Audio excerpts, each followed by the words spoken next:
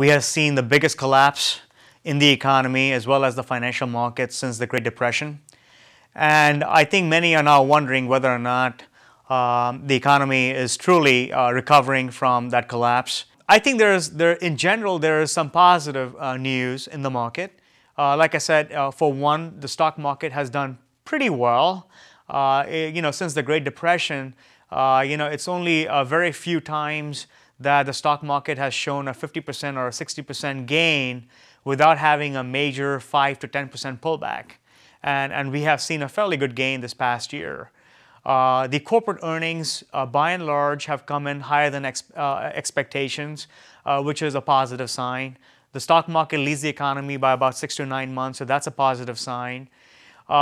Inflation is fairly controlled right now, even though I know last week some people had some serious concerns about inflation, but that looks well under control.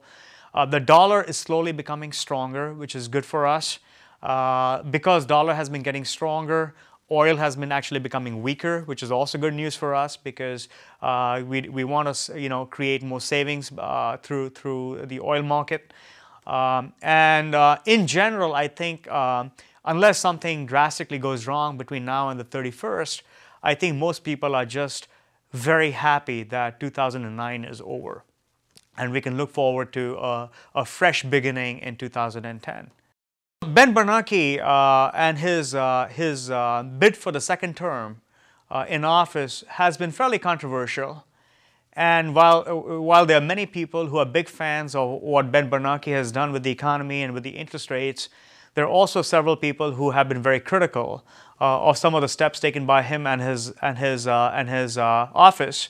I think the fact whether or not we basically saved ourselves from the brink of another major depression remains untested.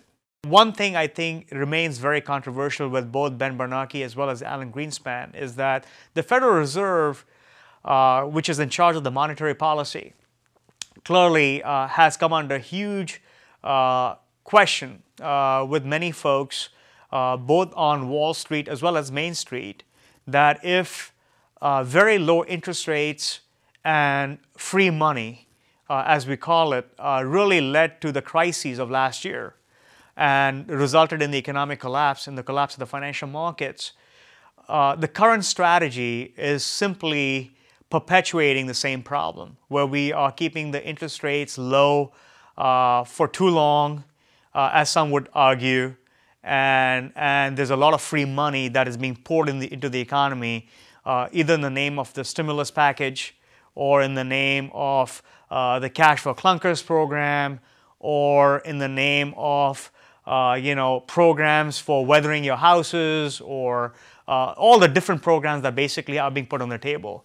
And a lot of folks are questioning the strategy because the one big question that remains unanswered is who's going to pay for all this. And clearly there has been absolutely no suggestion from the government or from the Federal Reserve on the exit strategy. I think most people would agree that the way the stock market has behaved and the economy has behaved in the last 1 year, most people are pleased that we did not really sink into the depression like some people believed.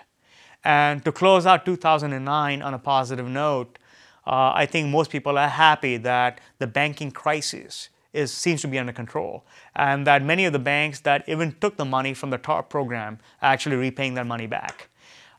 So clearly that's a sign that the banking sector is stabilizing, and that's good news for us, going forward. So I would like to close 2009 on a very positive note and hope that 2010 brings better news.